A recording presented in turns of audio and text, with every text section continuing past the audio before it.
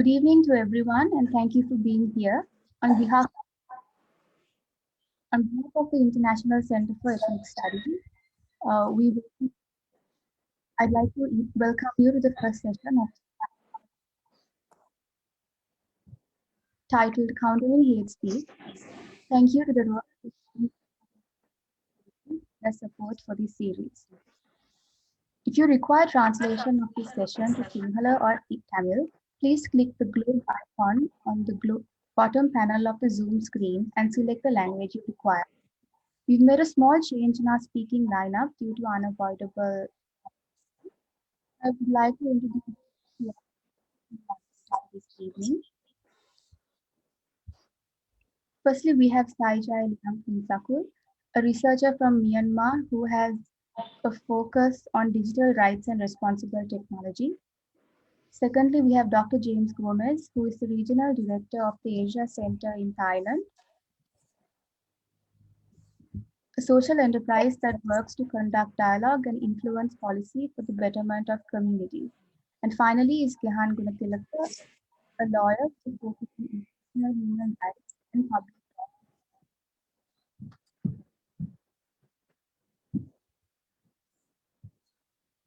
Our moderator is Peter De Almeida, who is currently the Executive Director at the Center for Colombo. We will be having a Q&A session right afterwards. Please feel free to put in any questions in the questions tab. With you, Peter.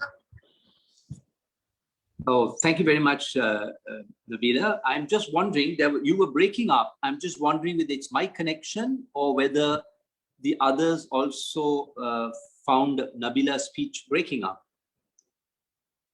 Can you all hear me clearly? We can hear you very clearly, yeah. Oh, excellent. So did you have problems when Nabila was speaking? Did you? Yes. Did you guys? Yes. Okay, so it's not my connection. So I'm very relieved to hear that. So welcome you all to the first session of the 5-part webinar series on countering hate speech. Clearly, this is very topical. There's a clear increase in hate speech and acts of violence directed towards discriminated groups. So before we get to anything, isn't it important for us then to understand what constitutes hate speech? Is the focus on the word hate as commonly used and known, in the sense, should it evoke feelings and emotions of intense or extreme dislike, loathing, hostility, or can something constitute hate even if there is no hatred, but on the other hand, focused entirely on emotions and feelings like disdain, scorn, condescension. In other words, a call to shun people and to say they are not even worthy of our hatred. Would that be hate speech? And secondly, is it got to be speech? Can there be other acts, non-verbal, non-spoken acts that can constitute speech? So I think it will be very important to understand what it is that we talk about when we use the words hate and speech together as hate speech. Secondly, there is the dilemma of when trying to confront or counter hate speech, you always go up against this notion of freedom of expression. How much should one curtail or restrict, legally or otherwise, the use of what we think is hate speech? How do we define it? Would it obviously go against the very basic tenets of free speech? So that's another question that we have to consider when we discuss through this series of discussions that we have, and especially the opening session. And what are the lessons we have learned from hate speech across the region, which we are hoping to share with you today? And is there some hope that we can counter, overcome, minimize, reduce the extent of hate speech in our global societies today? So I think these are some of the aspects that we hope to cover in the hour and a half that we have. And the format that we are going to have is to invite each of the speakers to give their take on the subject. And then I will start off the moderated session with a few questions and answers, Q&A, and then we'll open it to the audience. I will not wait till I finish all of my questions. I'll do a little bit, go to you, come back, and we'll see how we do the back and forth. And I'd like the speakers also to engage in a conversation. In other words, if there is someone who expresses an opinion, you don't necessarily have to wait for me to ask you a question. If you have another point of view or you want to add to that, please jump in so that we can make it very interactive and exciting and, more like a conversation, because you're all trying to get a head around this very difficult topic. So why don't we get started with you, James? Would you like to share with us your take on the subject? Thank you, Peter. Thank you very much for having me here on this webinar. And yeah, shout out to the other panelists here today and also all those who have gathered. I will just broadly define hate speech and then share with you briefly two observations we have made in the evidence-based research coming out of the work at Asia Center. Firstly, as far as the UN strategy and plan of action on hate speech is concerned, the focus has always been the use of language that is discriminatory. And what is discriminatory is fairly wide. It includes religion, ethnicity, nationality, race, color, descent, gender, and other identity factors. Now, international law is slightly different. It focuses primarily the incitement to discrimination, hostility, and violence. Now, I'm going to dive into my understanding of the region, which is Southeast Asia. And here, when we talk about definition of hate speech, it's often around criminalizing such speech acts that threaten national security and stability. And often the focus is on race relations.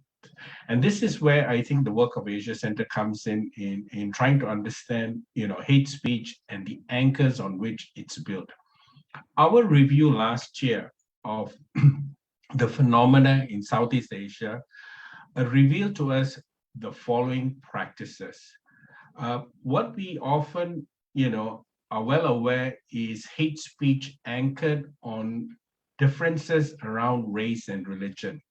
However, there is much more. One dimension is those type of negative remarks directed at foreign nationals, in particular migrant workers and refugees, more so in particular undocumented migrant workers. There are also hate speech formulated along gender lines and sexuality. And finally, hate speech around political ideology and values. So we find there are actually 4 very distinct forms of hate speech that are in play in the region. And we feel, of course, it's not unique to the region, that it's also applicable elsewhere. The other observations we've made, and this is coming out of a new report that we are going to launch next month around the introduction of harmony laws and bills in selected countries in Southeast Asia, such as Malaysia, Singapore, Myanmar, and the Philippines. They can be formulated around harmony or hate speech. Here, there are 3 things to observe. That is the divisive nature of solutions. We find that in many of these countries in the region, and the 4 in particular that I've just mentioned, the laws themselves are divisive, simply because if we look at the constitution of these 4 countries, Malaysia, Singapore, Myanmar, and the Philippines, there's always special status accorded to a particular community by way of ethnicity or religion. So that's one observation. The second thing would be divisive policies. The challenge here is that the policies are formulated based on race. The minute they are formulated based on race, they naturally lead to divisions, whether it's the segregation of Rohingya Muslims in the larger Myanmar society along race and religion, or undocumented Indonesian workers in Malaysia, bloggers in Vietnam being arrested arrested for vaguely described national security offenses. And finally, the arrest and persecution of transgender women in violation of their privacy rights in Malaysia. Last but not least, the divisive nature is the rhetoric government officials and politicians use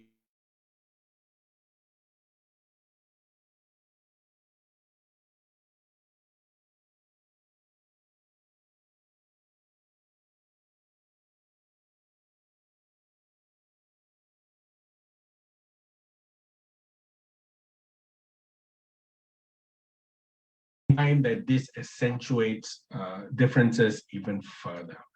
So our recommendation has been that first, countries, nations, officials, stakeholders who are interested to mitigate the challenges of hate speech first recognize the categories of hate speech go beyond the traditional ambit of race and religion, and it should be widened to include the other three that we have identified and possibly even more.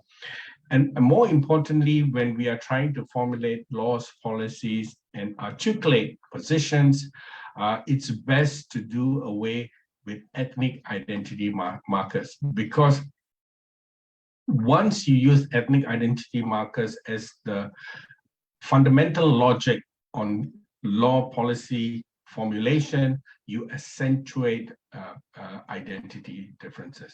So this would be my preliminary remarks, Peter. Thank you.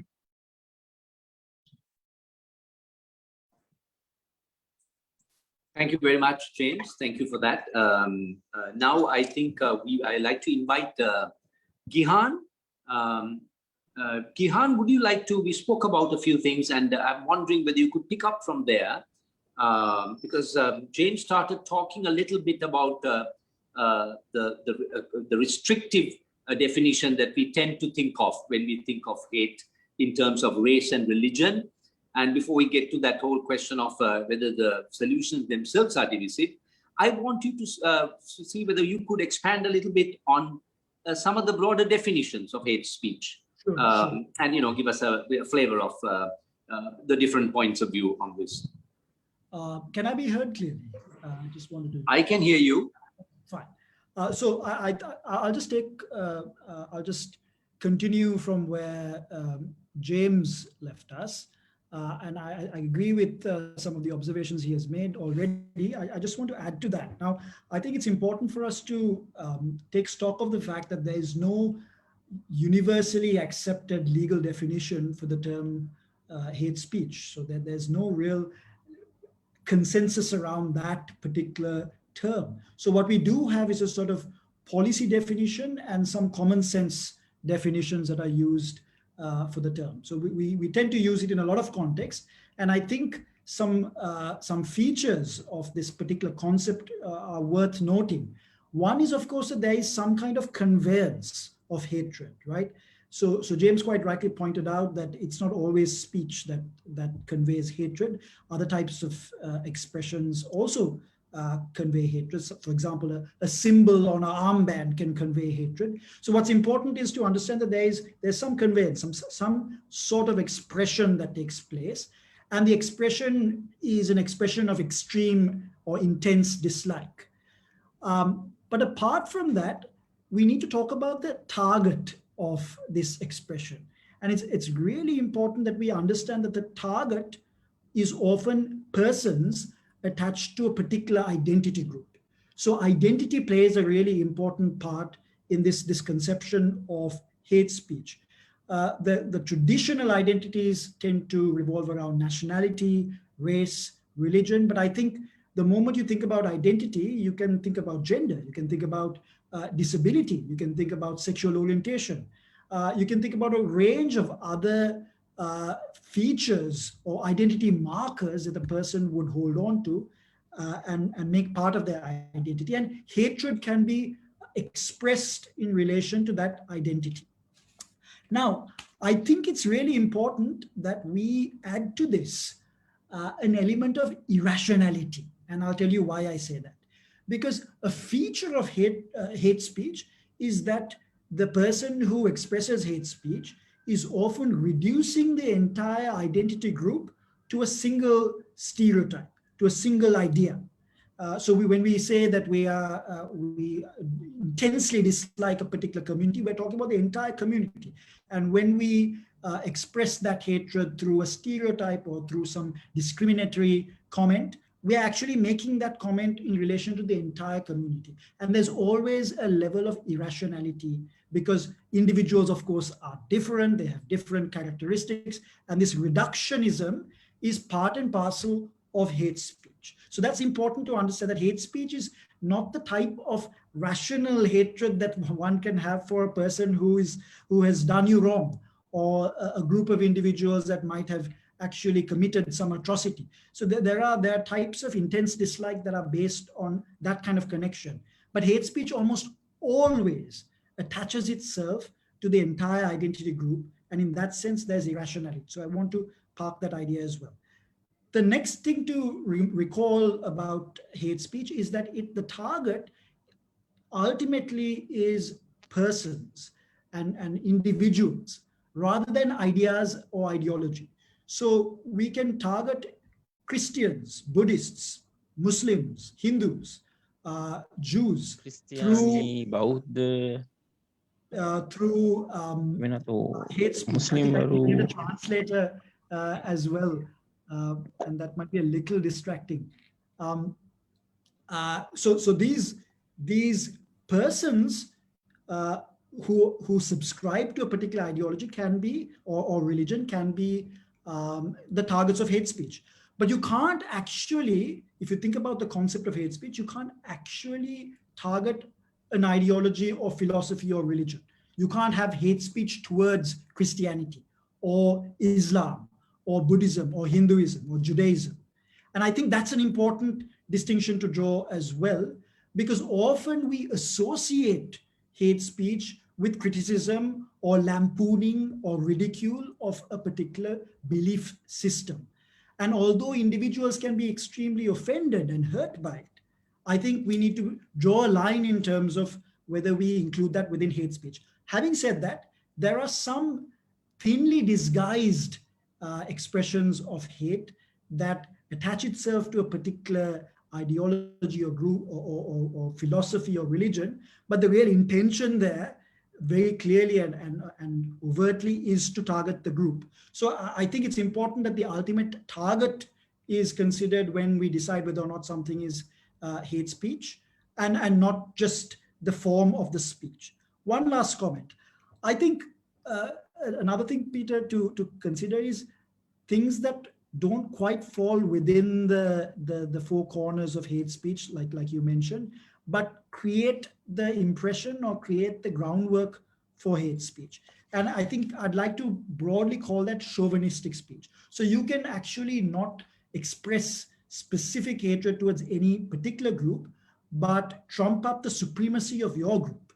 And say that, and we've seen discourses like that even in Sri Lanka, right? Where you say that our particular group is pure, our particular group is more intelligent, our particular group is more capable. And then in that context, you by implication infer that the other group is inferior.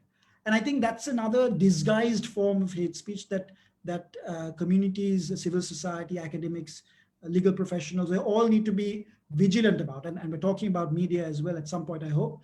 I think this sort of cleverly disguised speech that falls within the margins of hate speech need to also be accounted for. So I'll just pause there, and I'm looking forward to the conversation.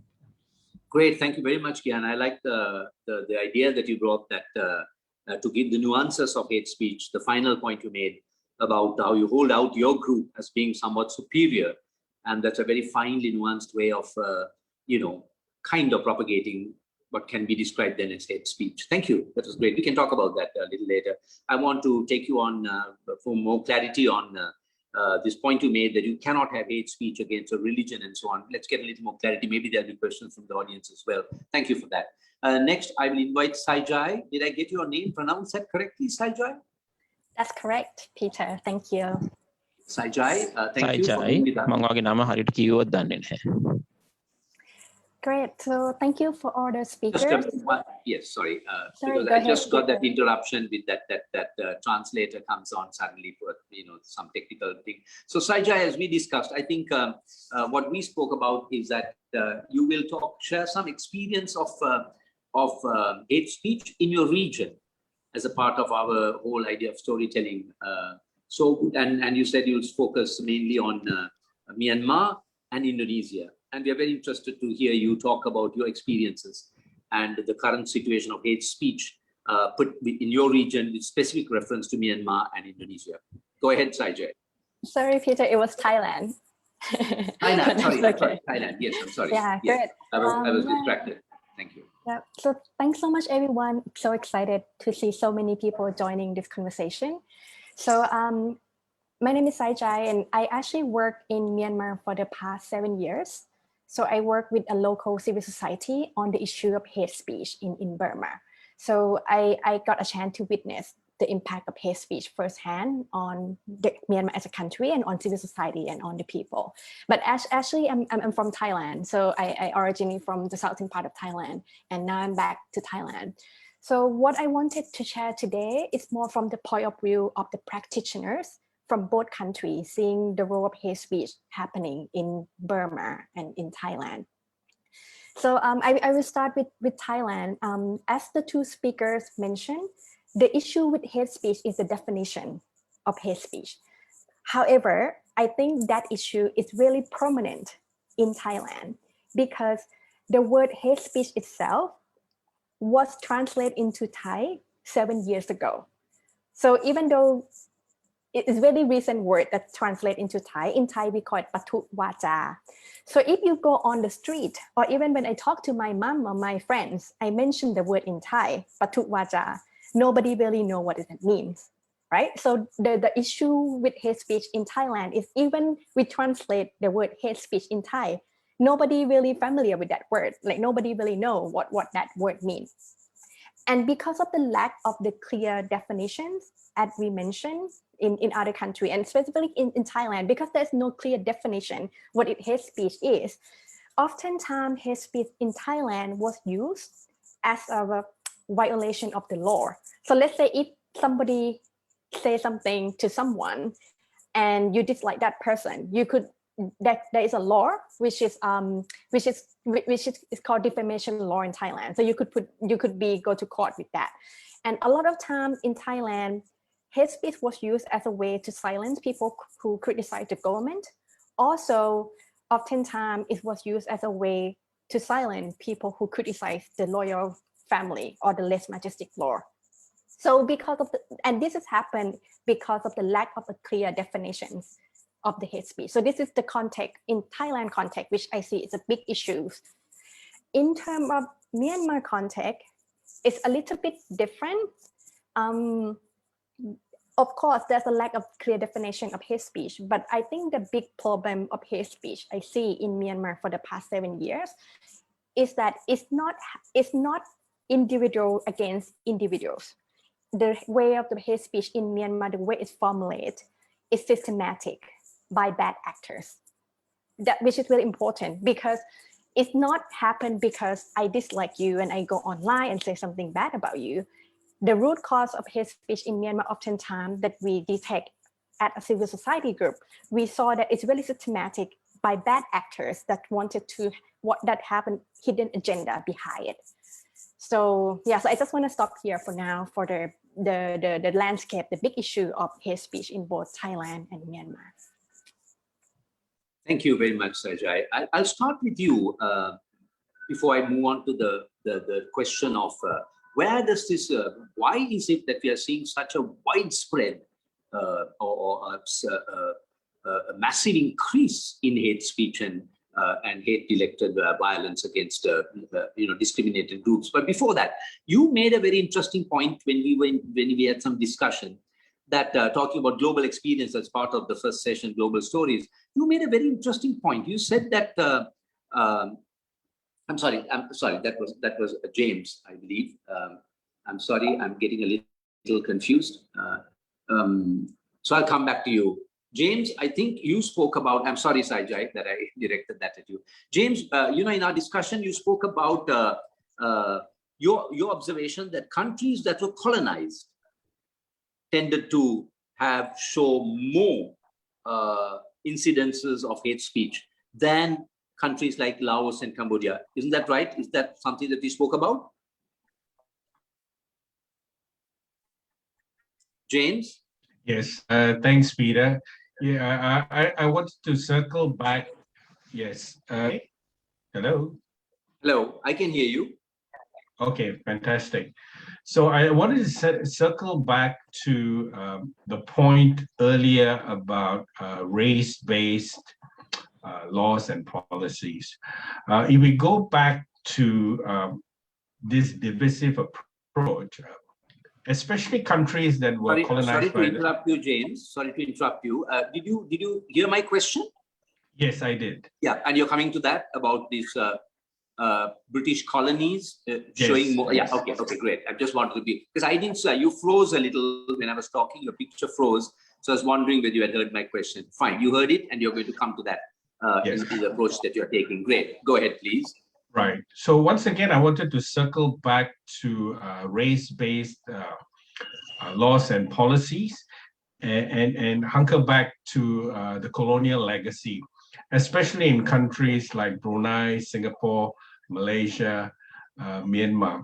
You'll find that the British approach, especially in dealing between indigenous community, dominant communities, minorities, as well as diaspora, was to compartmentalize them along racial and ethnic lines. So first there was, physical segregation, schools, newspapers, and so on.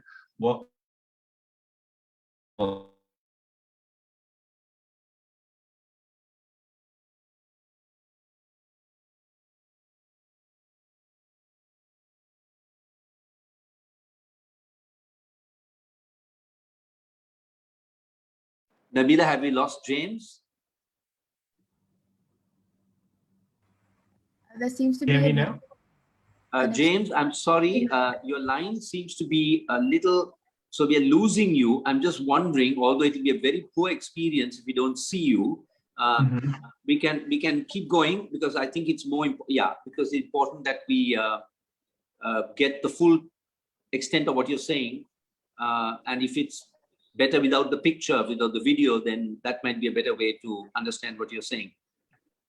Right. So continuing and backtracking a little bit on the colonial experience. So the colonial experience was to take a race-based approach or ethnic-based approach to manage local communities, the majorities, the minority communities, indigenous communities that were already there, as well as the diaspora community that they imported into these countries as part of the labor force, primarily from South Asia and China. So the post-colonial governments then inherited and continued with the same policies. But what was interesting was the post-colonial governments were all in the majority. So it was the majority community that came into power. So in those places with the British legacy, where they had race-based segregation, these policies were then continued at the benefit of the majority. In most of the countries, the majority were indigenous to those countries concerned, with the anomaly of Singapore, where the majority was the diaspora. So in short, I think the colonial experience in part explains the racialization of laws and policies in these selected countries in Southeast Asia. Just a quick follow-up on that. So are you, because we spoke about that you see a lesser extent of this problem in countries like Cambodia and Laos. Is that correct? You want to talk through your experience there? Do you see that that significant difference? The levels Yeah. at which these, yeah? Yes, certainly. As in Vietnam, in Laos, in Cambodia, and to a lesser extent, Thailand and Philippines, there, because the policies are not racially based or ethnically based, they tend to have less of the accentuated markers. Of course, there is a caveat both for the Philippines and Thailand, because they also have large tracts of population and land that are normally to the majority. So, for example, in Thailand, southern Thailand, which was literally a deal with the British, part of the Patani Kingdom, as well as the special autonomous region of Mindanao, which has, as part of its historical, makeup, coming from the island nations, adjacent to Borneo. Thank you. Just moving on to another area. Why is there such an increase in hate speech? Now, I was looking at the joint open letter signed by 26 mandates, including a special rapporteur on human rights, special rapporteur on promotion and protection of rights, 26 such mandates. They say we are alarmed by the recent increase in hateful messages and the incitement to discrimination and hatred against migrants, minority groups, and various ethnic groups, as well as the defenders of their rights in numerous countries. And they go on to say it has become mainstream in political systems worldwide and threatens democratic values, social stability, and peace. Hate-fueled ideas and advocacy coarsen public discourse and weaken the social fabric of countries. Now, there could be two aspects to this. One is the fact that there is now access, instant expression, and the message gets carried on social media instantly, and it reaches millions, even billions of people. But the other aspect, I'm wondering whether each of you can speak quickly on that. Isn't it so that one of the underlying reasons that we are seeing such a proliferation of hate speech and it being used by states and so on is because of the desperate social and economic conditions that we are facing globally? I mean, look at the worsening of income inequality. And as a result, that just isn't enough for people to lead what might one consider a decent life. There's increased poverty. Isn't this causing one of the underlying reasons, the social and economic conditions that's driven by this system that we have, this global capitalist system, which is leading to such gross income inequality? That's largely leading to this increase that we see in hate speech. I'd like each of you to give your thought. Let's start with you, Gehan. Thanks for that question, Peter. I think there are structural reasons for why people engage in it, and there are more personal reasons, right? And I think it's difficult to untangle these things. And you can, I hate these catch terms, but you can call them push factors and pull factors, just to kind of separate the two. So like you said, marginalization, experiences of discrimination, economic deprivation, intense poverty, all these issues can be structurally the precursors for hateful discourses, because often when a militant group or a group that is sort of disseminating these hateful ideas come in, they use certain tropes that resonate with pre-existing notions within the target group, right? The group that they're trying to wield. So for example, if the economy is suffering and you're able to create a scapegoat for that, then immediately there's resonance. And we've seen this in the past as well. I mean, the most classic example, of course, is Germany, right? In the late 20s and 30s, where economic structural problems with the economy was attributed to the Jewish community as the reason behind that. And we certainly saw similarities in that kind of discourse, even in places like Sri Lanka. For example, I think Ahilan Kadaragama has written on this particular subject in the post-war context, where there was an expectation that there would be an economic dividend, particularly in the South, as a result of the war ending, and it didn't quite materialize. Alongside that, you had this sudden scapegoating of the Muslim community, this sort of idea that the Muslim community is controlling the economy, monopolizing the market, and they are the reasons behind your current situation. So I think you're absolutely right that income inequality can be a hotbed for these ideas to take root. But having said that, there's also... Especially, Gihan, in case of this huge attack on migrant workers, they're taking away our jobs, in Europe and in America, because these countries are really suffering from the fallout of the failure of the system to provide a better life, the standard of living for its people.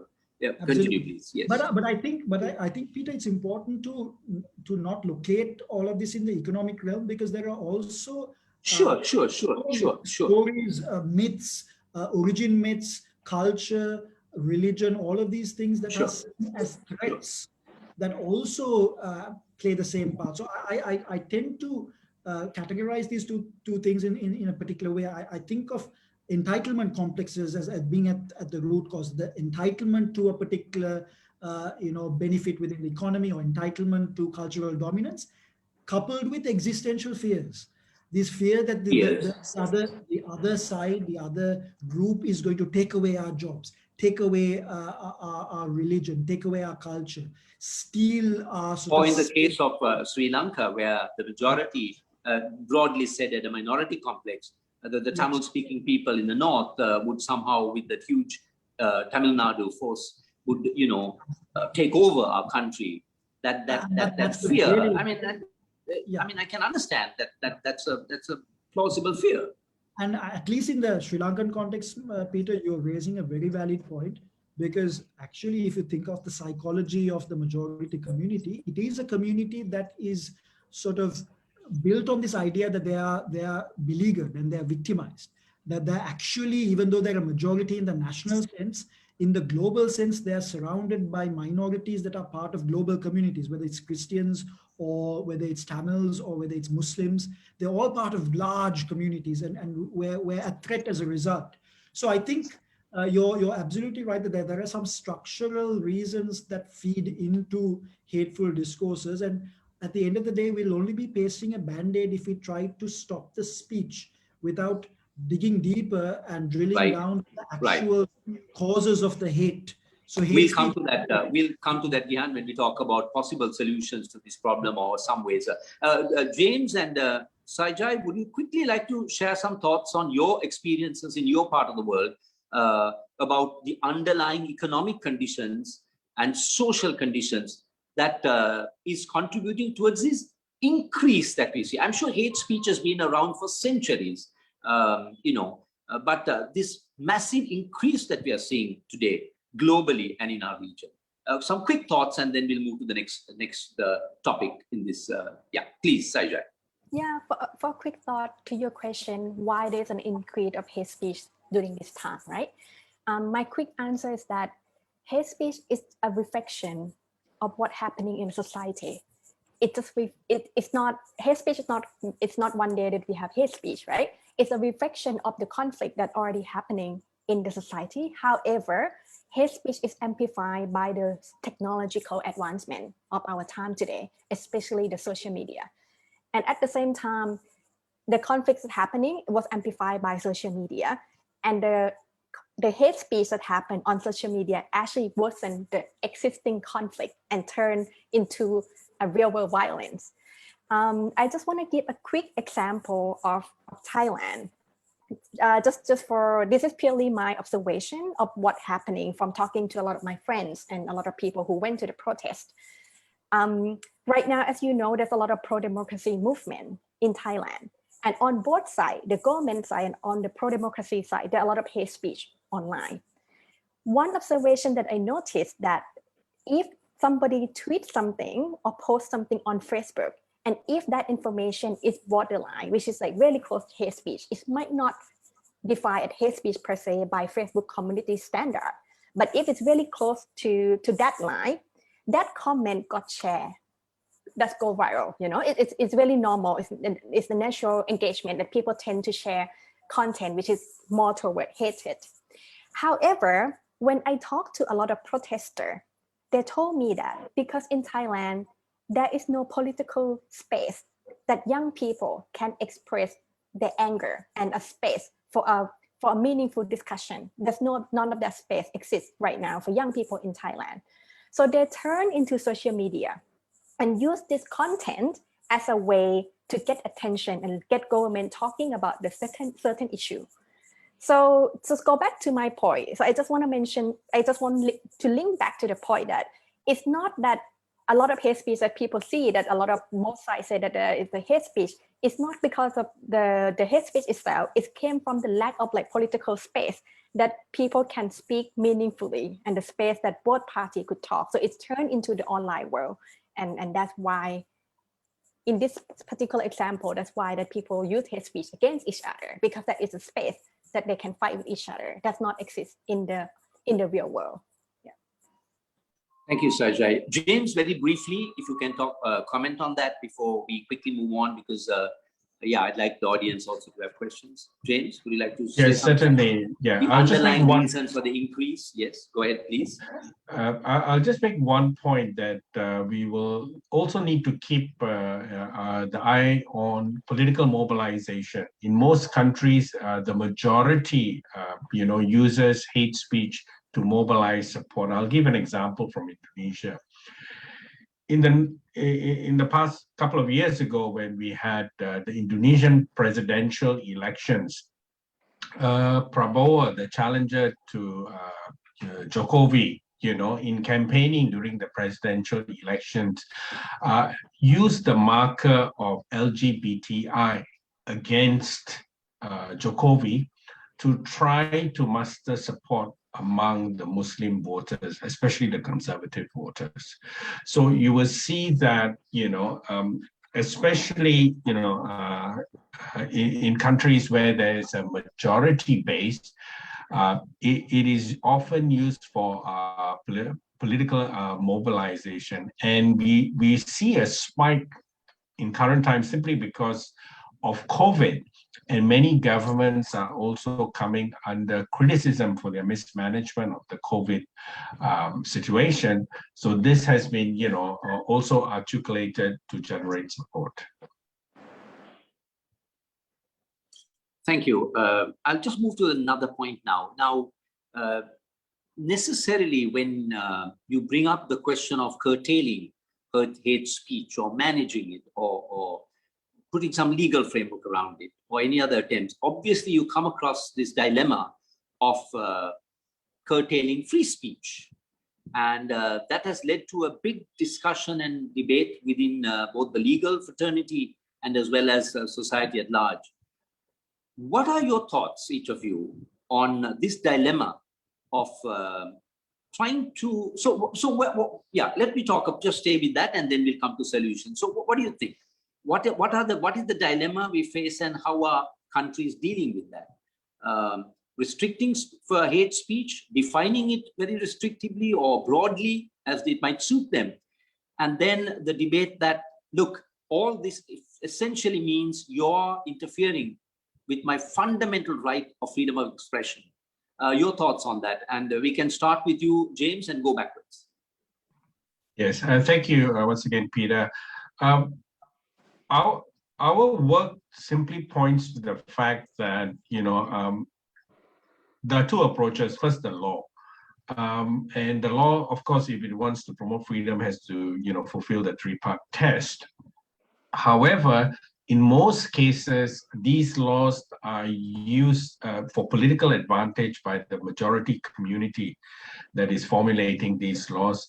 And minority communities have often, have to pay the political price for keeping the peace and harmony. But another instrument that is being used, and often, there's not much attention put on it, is the non-legal measures. So most of the time, non-legal measures will include the following. There may be some kind of adjudication body. It could be, within a government ministry. that hears, sort of complaints or grievances, especially around minority communities, whether it's language access or community access or places of worship. That's one.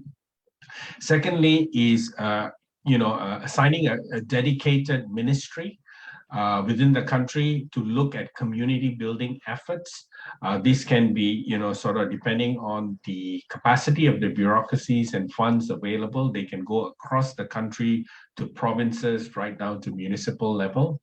Then, of course, you have the national education programs where, socialization, ideas of harmony, getting together, tolerance, and promotion of diversity are also promoted through the national curriculum. But often, once again, there's a problem because when a majority group is in political power and it holds the purse strings and the appointments of people and personnel, it does get skewed.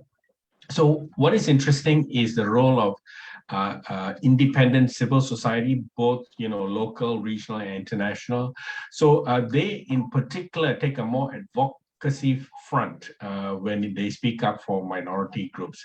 So I think we need to, in addition to looking at laws, also cast our eye on the efficacy of non-legal measures.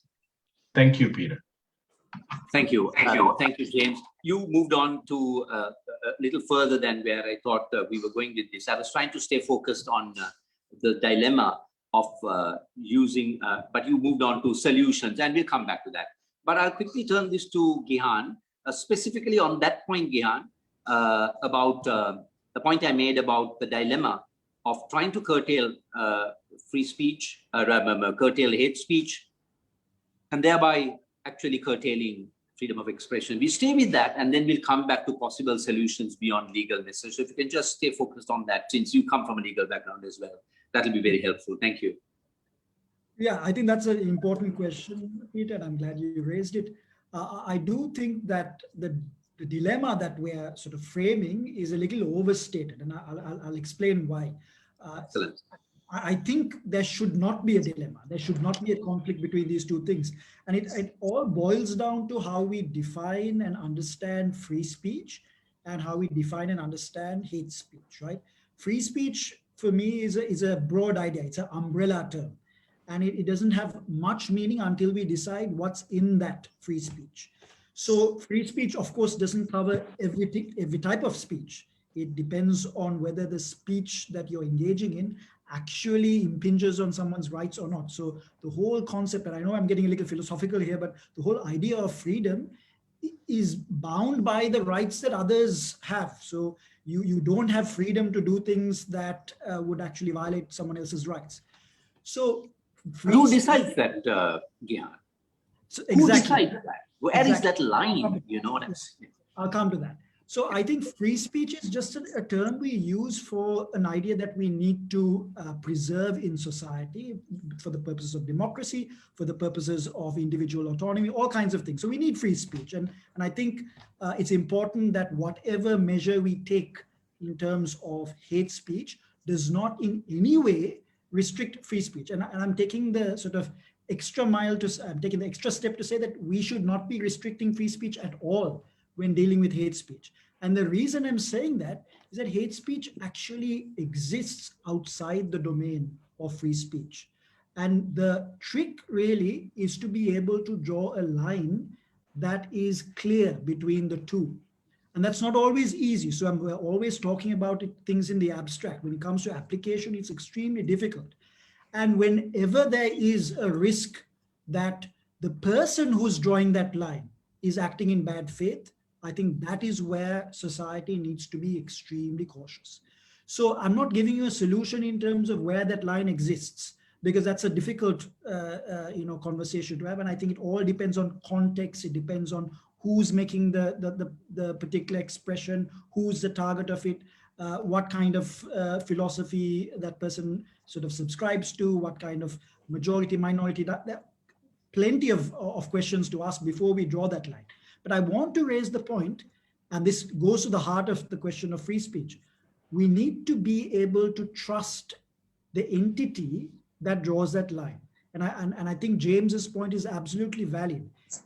if we cannot trust that entity, if it's often the state, if we cannot trust the entity to use the law in good faith, we should be erring on the side of caution in order to protect and preserve free speech, because that's a value that is absolutely essential for a democratic society.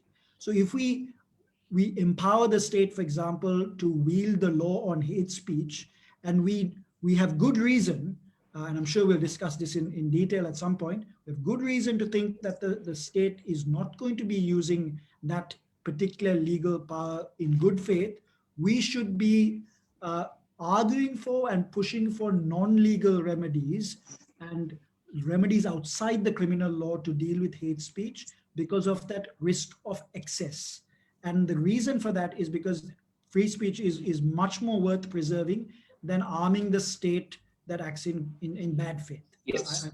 Yes, and I appreciate what you're saying, Gian, but the point is that it's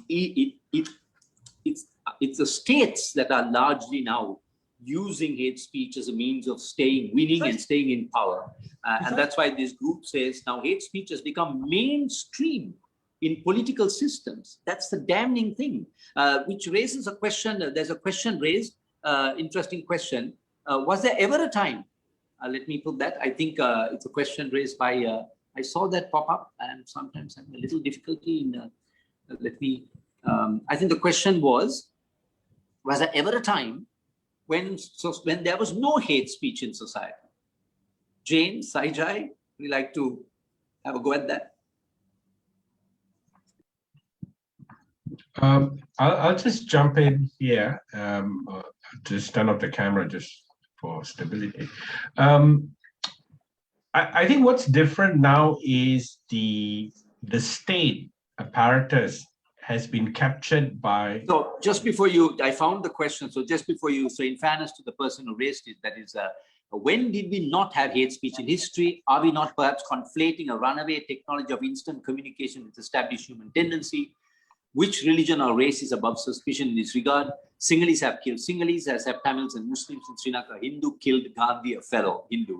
So anyway, so let's try and narrow it down to when did we not have hate speech in history? Go ahead, please. Yeah, but I'm not sure whether historically, if it was even defined along the lines of hate speech, but perhaps ill feel, disregard, lack of respect could be more useful terms. But I think the difference is it's now organized politically, right? Yeah, and beyond race, identity groups have captured the apparatus of the state and are using that to perpetuate themselves by fanning their fan base, so they can be, returned to power. So for me, that's really, how I see it. Great. So let me quickly go to some of the questions on the Q&A, so that we get the audience involved. It's been an hour almost now since we started. So let's start with, okay, Dishani Senaratna, what is your take on hate speech during pre-internet era in traditional media? And if you can keep the answers a little short, I think, so I won't go around everyone. I'd like one of you to pick it up. And if there's a conflict, I'll call out a name. So which of you would like to have a take on that? What is your take on hate speech during pre-internet era in traditional media? Yeah, I'm happy to jump at that question. I think that's a really important question because really there is a lot more visibility of hate speech right now. And I'm hesitant to say that there is more hate speech today than there was 80 years ago or 90 years ago, right? So I think traditional media and also other means like radio, for example, in 1994, in Rwanda, the medium through which, or the channel or vehicle through which hate speech was disseminated in the lead up to the genocide was the radio, right? So I think there is some difference in the way that hate speech can proliferate and the rate at which it can proliferate through the internet. I think there is a certain distinction there that's worth noting, but I don't think we have become more hateful as a species just because the internet came. I think this is a pre-existing problem, and when the internet is replaced by something else in the future, the hate speech will still be a problem. Thank you. The next question I have, I'll take it sequentially. That's Ravana, who says, I merely fear that brakes on free speech could be dangerous, especially if they should be country-specific and are drawn by elected politicians, as the case may be in many countries. I personally think hate, opposing, critical, ridiculing, sarcastic speech is not unhealthy, but progressive as long as it is against a theory or a belief, be it scientific, economic, social, cultural, or even religious. So there are many aspects to this, but what I'm trying to, the point is making is that do not stifle free speech, because it's not unhealthy if it is progressive as long as it's against a theory or a belief. But he goes on also to say, the sensitive one is religion, where most people feel they're born to it and can't think outside the box to know it's truly within your free will to walk that path or not. Lots of things, but if you can break it up, and one of you want to take it up, Saijai, you want to talk about that? Yes, I think this linked to the previous question about would there be a situation where there's no hate speech?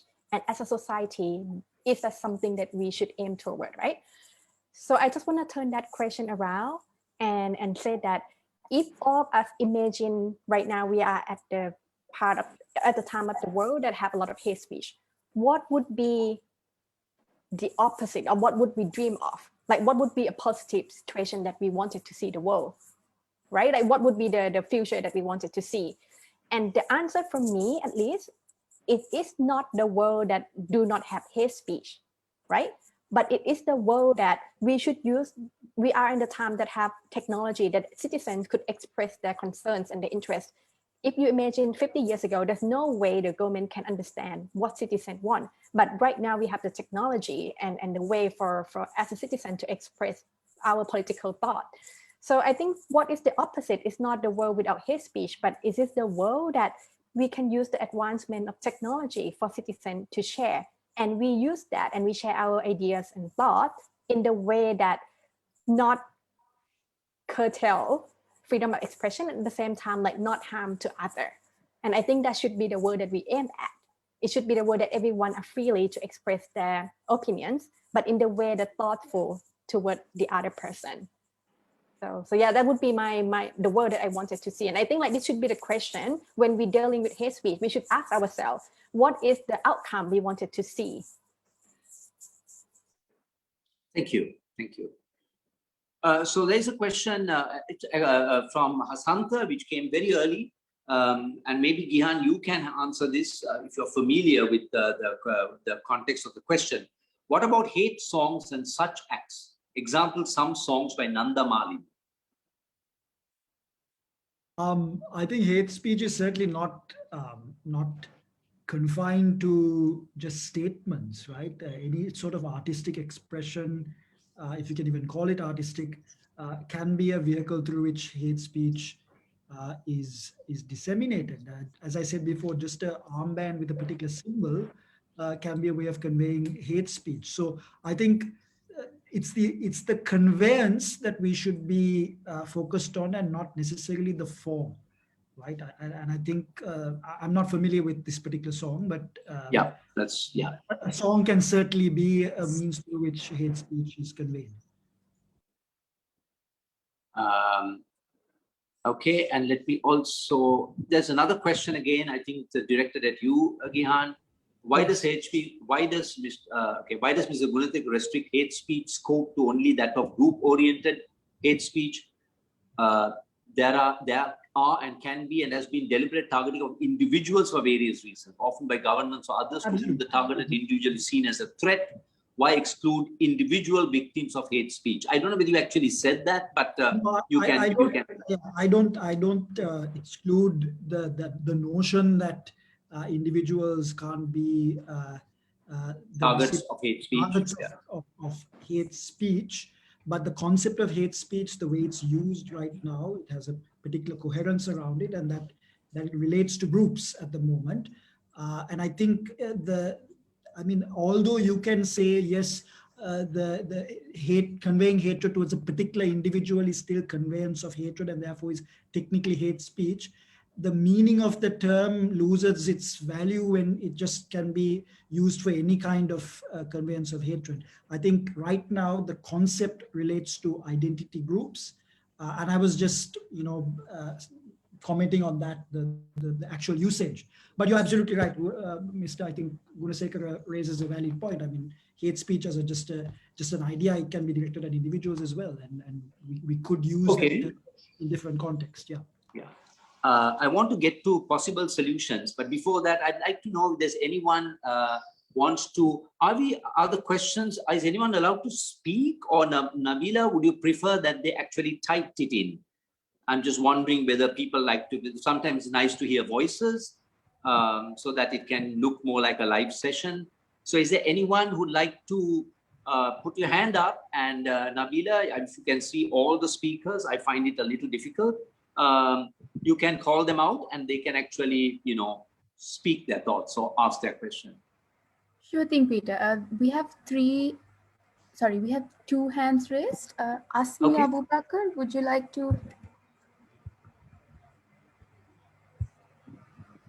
to share your question with us?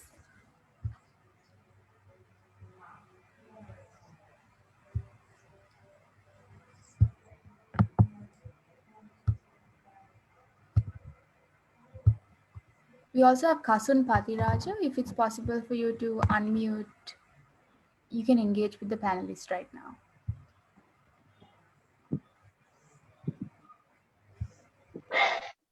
I think my question was already covered by James. It's all about how this majoritarian populist political culture, which has become the today's norm, isn't that kind of one of the major reasons for the proliferation in the current context? Yeah, I think it's already covered. Thank you for that. There's a question from Mario. It's directed to all panelists, but taking on what you said, Saijai. The question Mario raises is, does Saijai's comment suggest that what we are really concerned with is preventing violence that results from hate speech? In other words, are you suggesting that hate speech is permissible, but not the violence? You want to take that on? Yeah. I would not want to answer on that, but I think the example that I use is the way, at least in the context of Thailand, right? From the conversation that I talked to a lot of young people, they feel like, I wouldn't say hate speech itself, but there's something that really close to the line of hate speech could be their innovation in the way to get attention from the government, if that makes sense. So, for example, they felt like in the past when they have something which is unsatisfied toward the government, if they post something on Twitter or Facebook, and if the media pick up, and there's a lot of hated comment, but the comment itself might not be hate speech, but a lot of complaint, they saw that the government react to it, right? So when that keep happening, it create a culture of complaining, and also a culture of okay, if something happened and we need to change, we need to send something, post something on social media that might go viral for the government to do something about it. But what I'm asking right now is that is that the society that we want it to be, right? So the question, that's why that is the state of the situation, that people don't have a space to talk about it.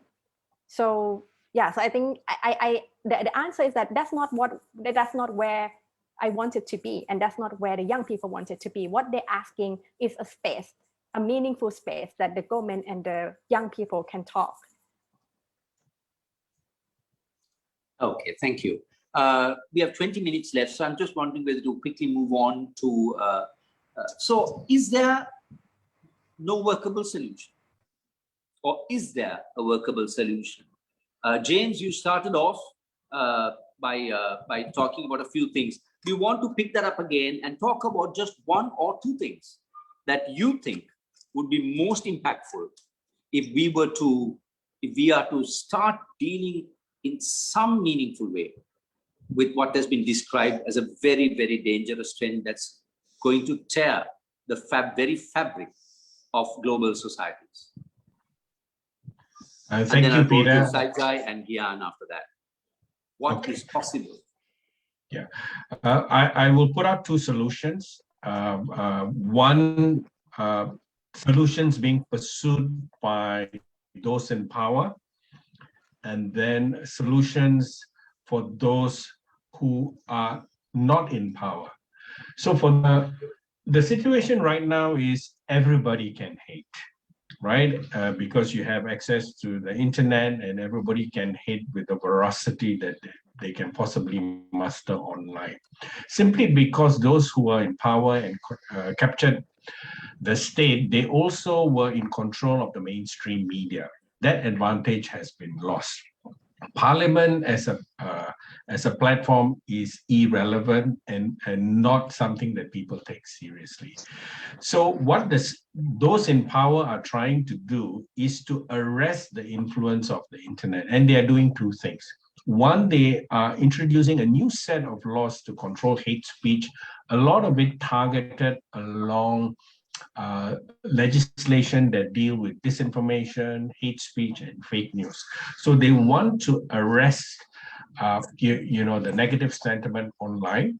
But law is only one tool that they are using. They are also using infrastructure control, which means looking at Sorry, internet shutdown. James, sorry to interrupt you, James. When you say they, you're talking about the state? The state, in particular, the majority political force that has captured the instrument of the state. So I mentioned law as one instrument. And the second thing is infrastructure control, which is internet shutdown and throttling of internet speed. So this is one solution that those in power are pursuing. Now, the minority groups who are disadvantaged politically and in terms of power, what they are really asking, and this is the solution that's very difficult to produce, but it's something that we need to pursue, is the establishment of independent institutions, whether it's human rights commission or whether it's an equality, anti-discrimination commission. The whole ethos of having independent institutions to mitigate grievances around, disadvantage for minority communities would be a broad solutions to pursue. So, I'll pause there, Peter. Thank you, James. I'm going to be a little challenging on this one. And I'll turn it to Gihan because we spoke about this in our preparatory discussion. I mean, isn't it a bit like that Pithi Sinhala saying, I mean, you are looking at, Gihan, you can translate that eloquently. In other words, I mean, when everyone is saying it has become mainstream in political systems, in other words, James, my point is modern states largely have captured and stayed in power, largely, majority, by using fear, insecurity, economic hardships of people to hold on to power.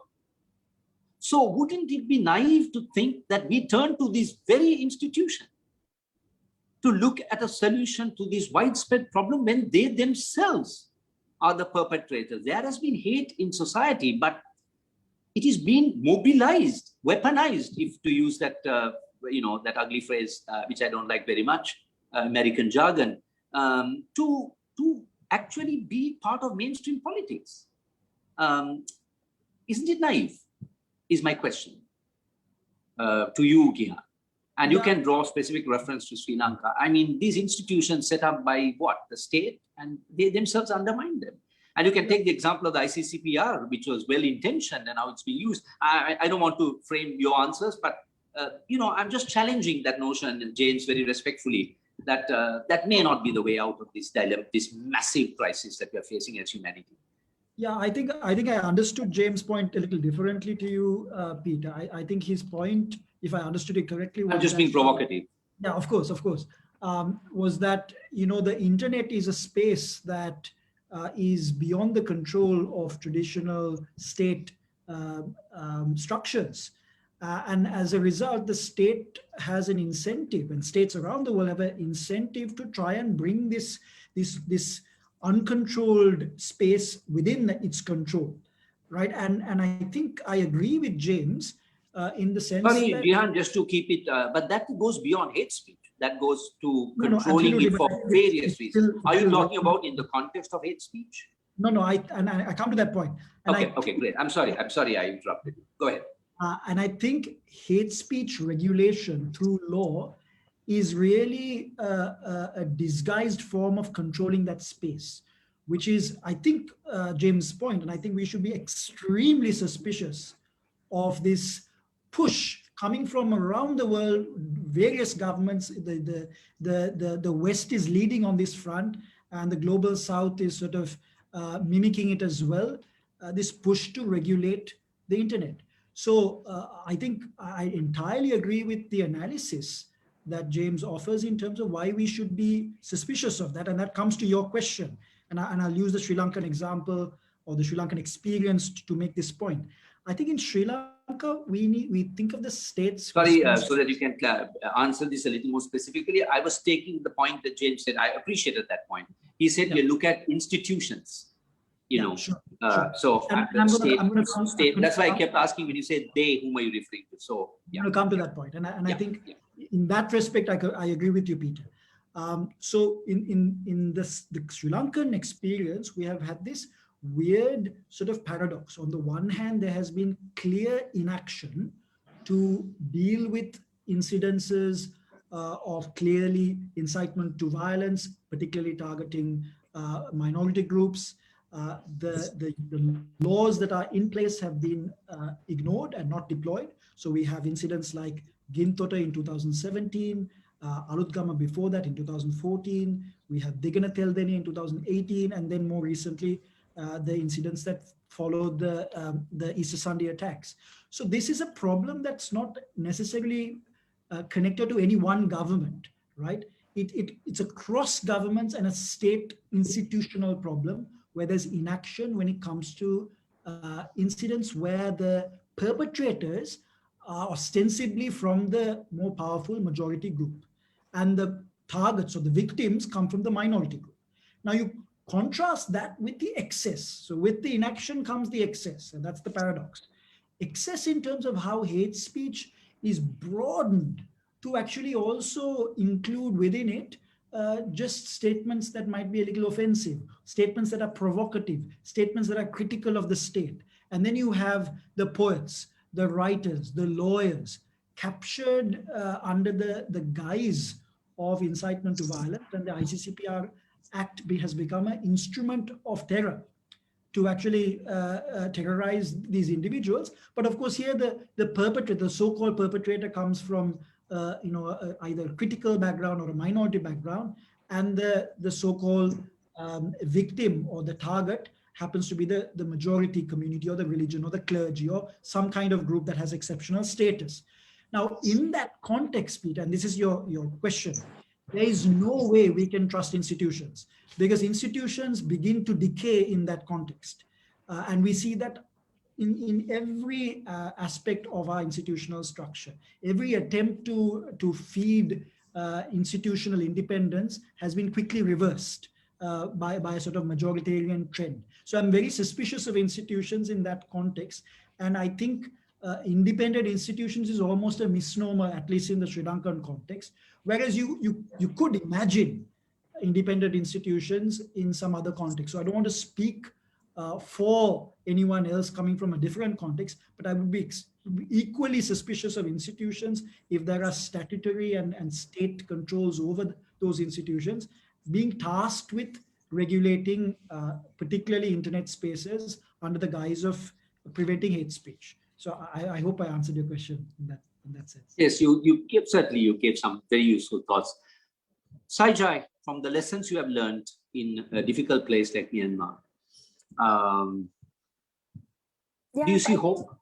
Do you see hope to address this problem?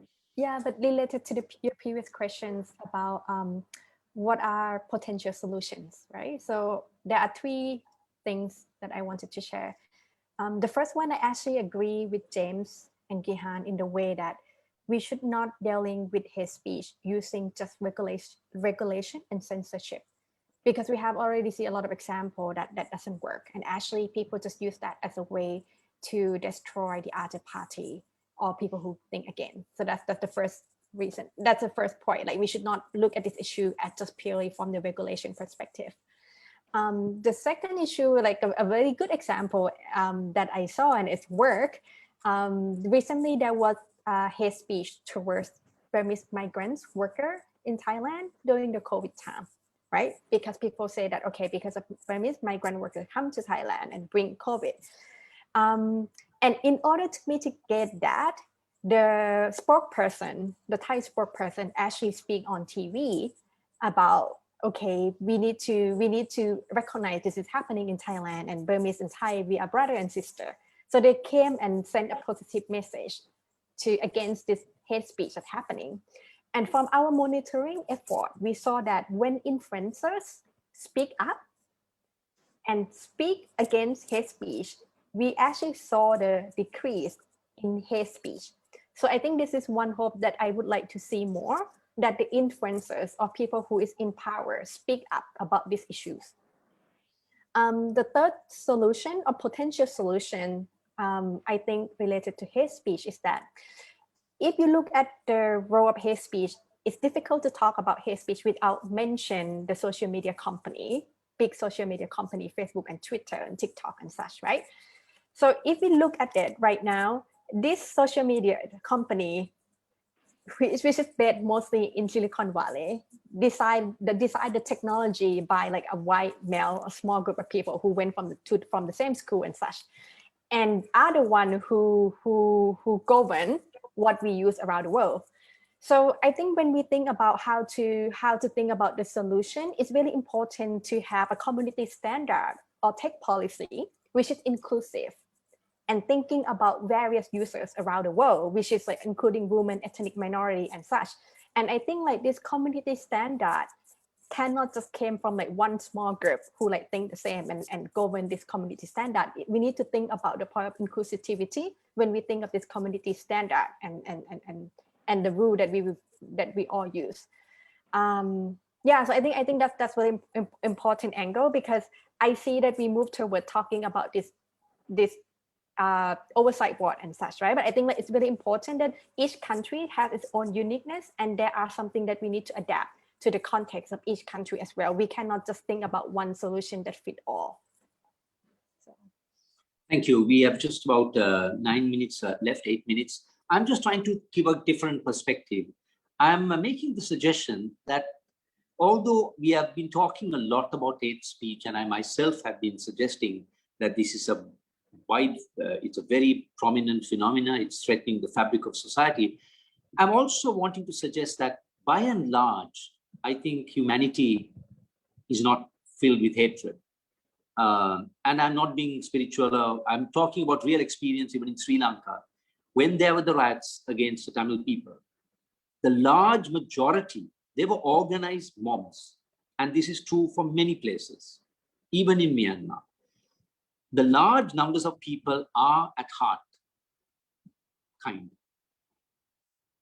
So I'm just wondering whether, without focusing so much on the vocal groups or the groups in power who have used this hate speech, and we ourselves don't fall victim to that narrative, can't we focus on the goodness in society? As we have clearly seen, people come out to help.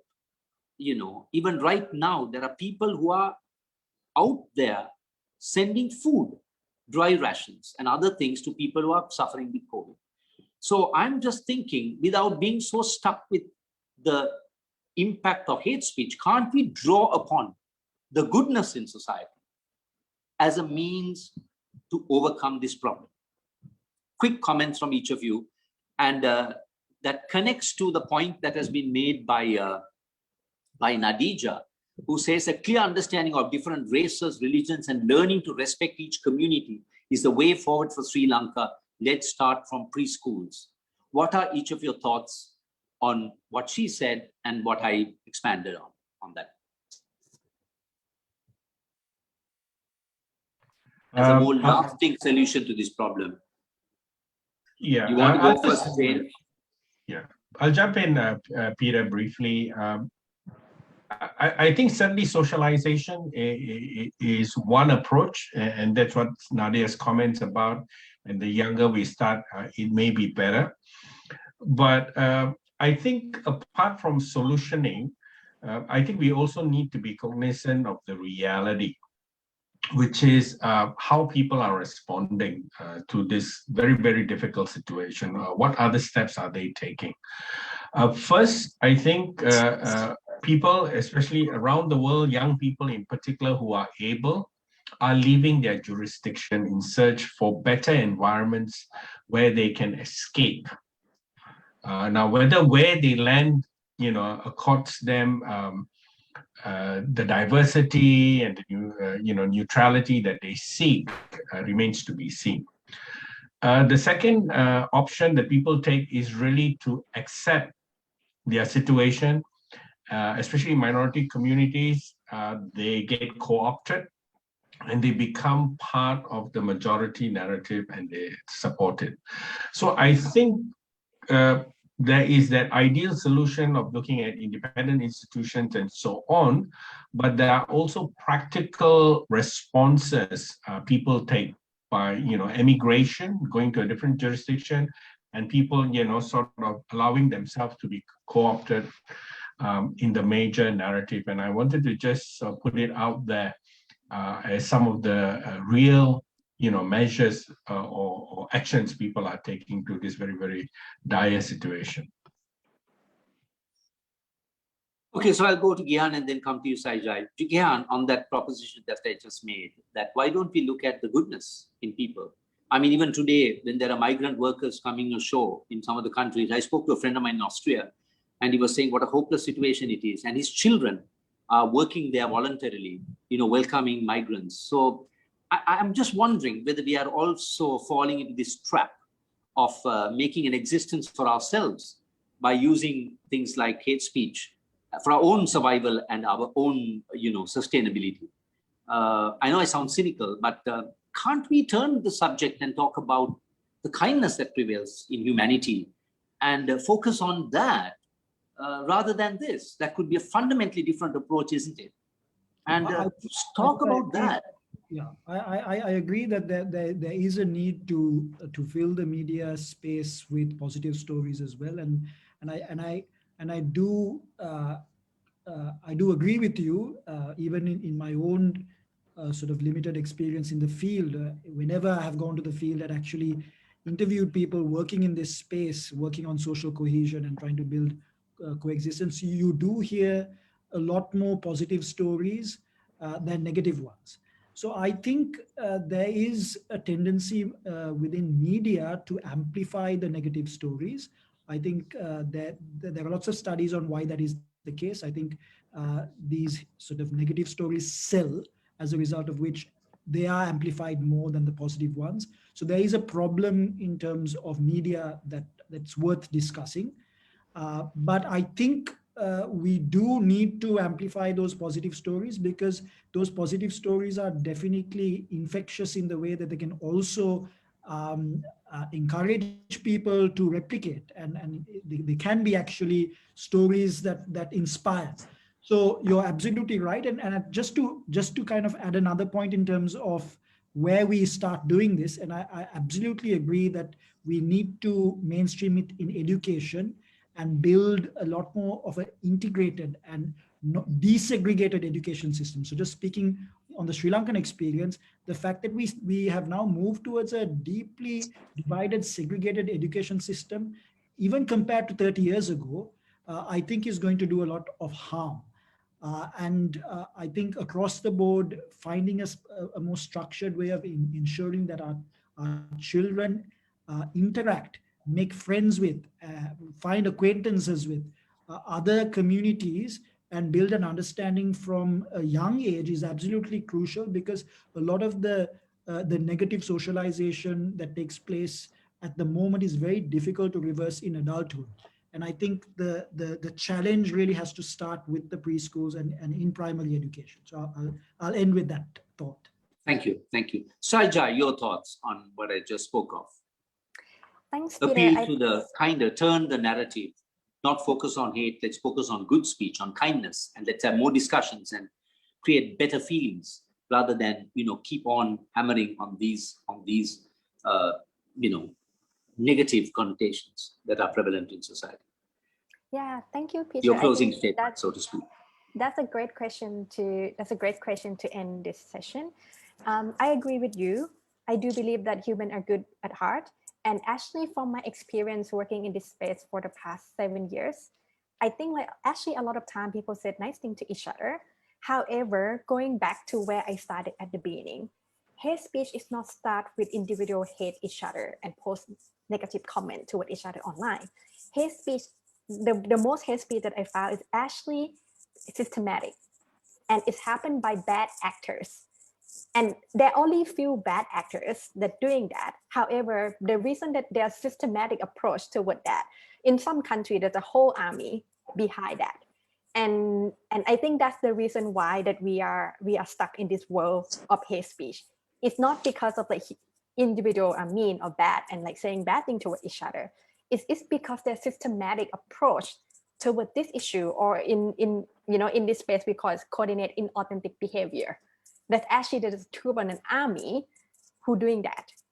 So I think the problem is less about individual being mean to each other. It's because we need to, if we want to end this, we need to catch all these bad actors which have their troops somewhere in a hidden location sending all this hate speech and toward each other, and then individual joining that troop later. Thank you very much, each of you, James, Saijai, and Gihan. It's been a very interesting discussion.